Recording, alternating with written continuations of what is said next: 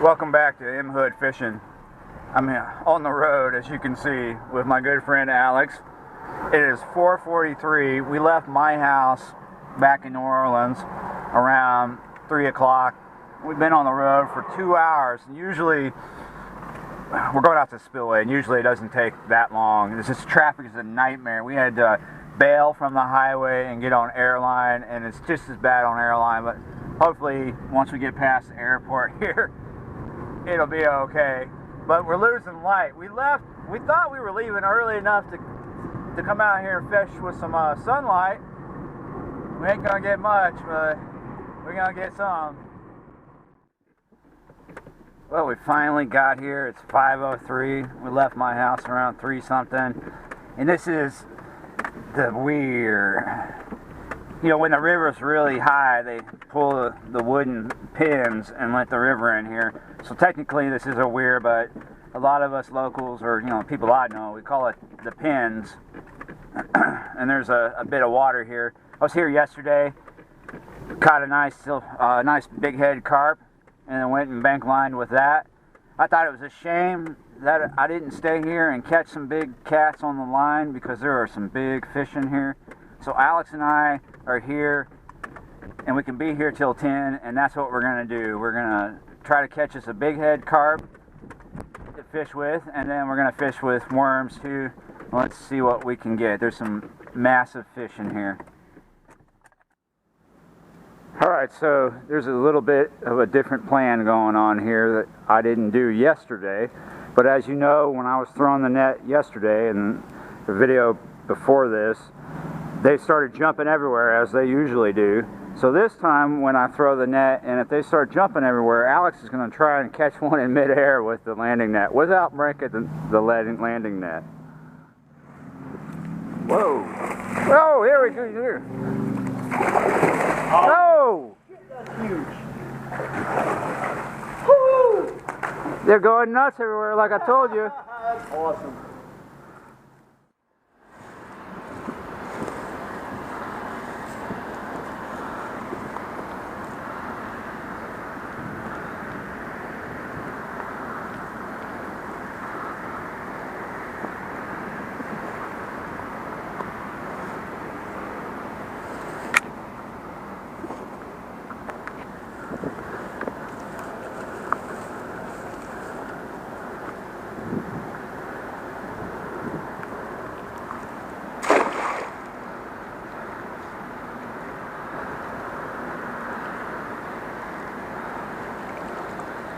There was something there.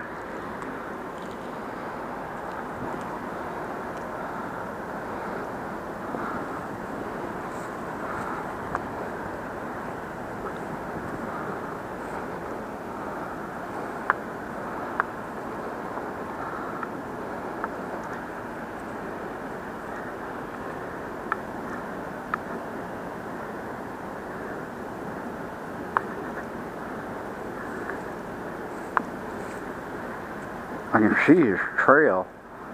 Where is he? Oh, got him.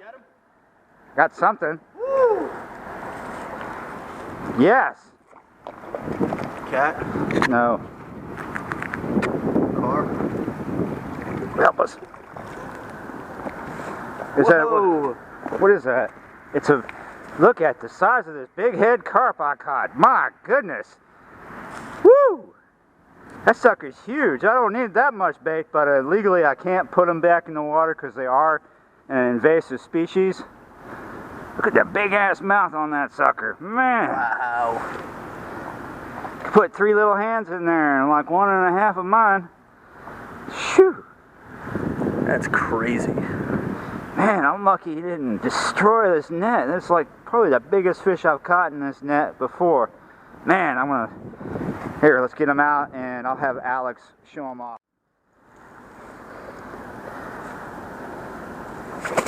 Oh. Jesus. You don't have teeth, he ain't gonna bite you. He's slippery, huh? Yeah. Man, it's amazing that a filter feeder can get that big. That is insane. Man, his head's bigger than yours. Pretty much. I forgot to bring the hammer, Alex.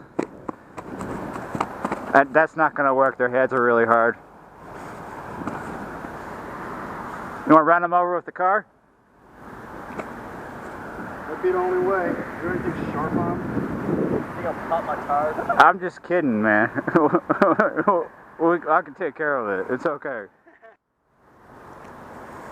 You got it? I don't know.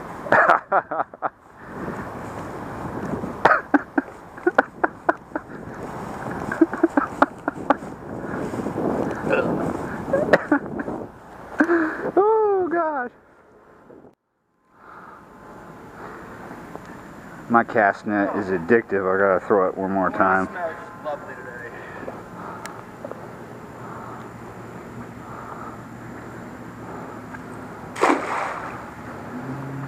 Oh, yeah! No one? No, but I spooked the heck out of one. It has already gone dark like I thought it would. It was just the traffic was so bad. So at this point, I want to talk about what we're doing with the rigs.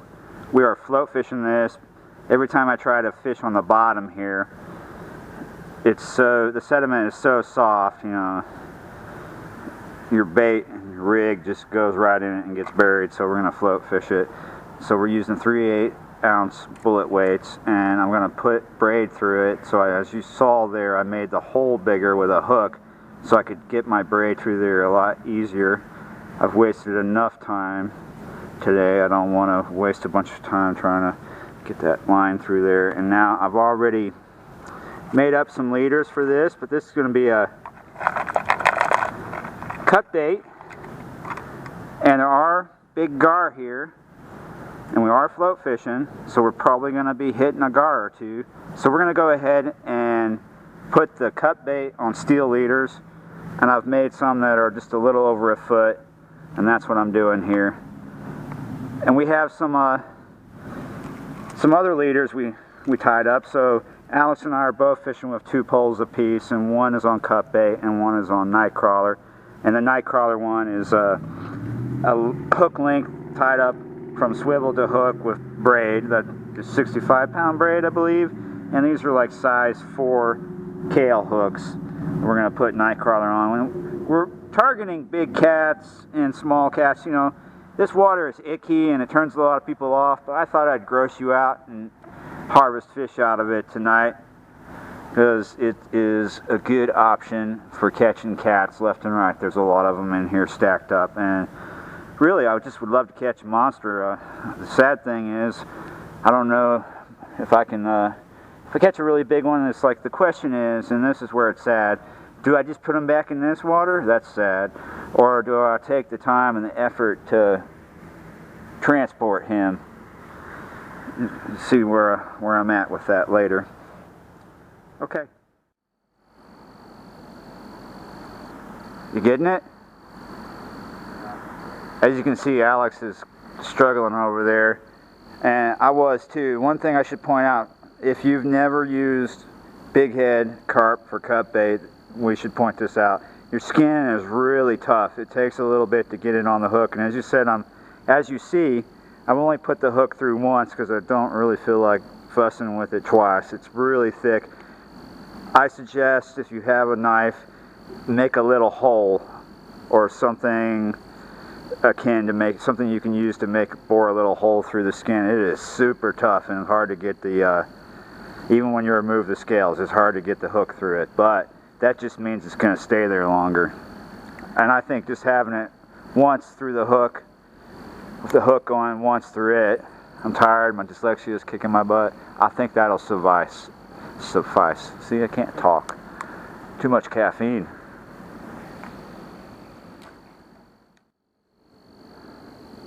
I got my first bite on the night crawler. So I haven't been running my headlamp the whole time, and it is absolutely pitch black without the headlamp.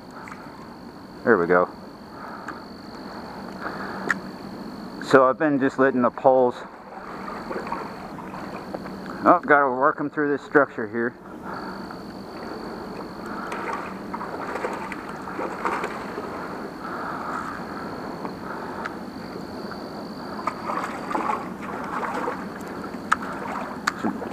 Gasper Goo. Where's that net at? Oh, I got him. Oh, he swallowed it. Where they gotta be, 16? Yeah. No. I want to say 12. Possibly 14. Well, that's not what I'm after. I think I'm gonna let him go. He's really skinny. Must not be a lot to eat out there, huh, buddy? So yeah, I got my bails open because I can't see anything, and I'm not gonna run my batteries down. So, you know, just, that's what I'm doing.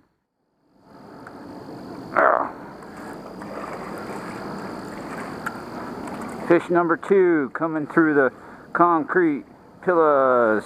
Oh man, at least this one didn't swallow it. Another skinny goo. I'm gonna have to call this video fall goo. Fall goo fishing. Goo. Skinny goo. There you go. Right off the shelf out there. The goo shelf.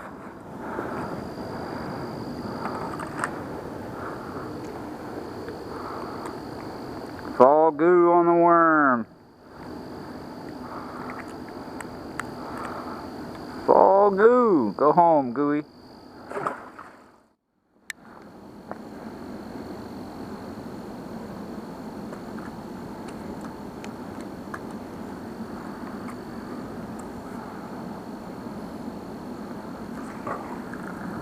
There we go.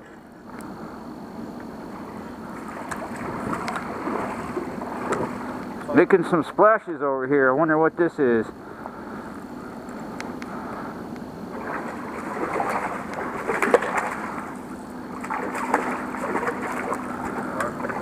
Okay. Yeah, finally. It is a fall catfish video. It's a flathead. Nice. It's a good eater size.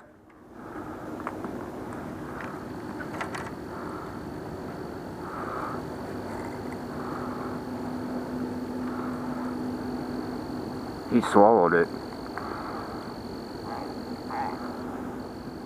Nice.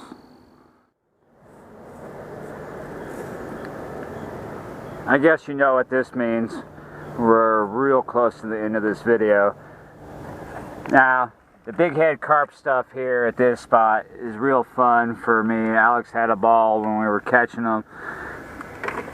But the fishing was a little poor. We're blaming it on the traffic jam. If we could have got here a little sooner, it would have been a little better, closer to sunrise. But we did catch some fish. Well, I did, and I did catch a catfish, so it still counts as a catfish video. But it is just now about 9:35, and we gotta go. There's a curfew here. You can't fish here past 10 o'clock. So I'm gonna say this. See you next time. Gotta load up and go home.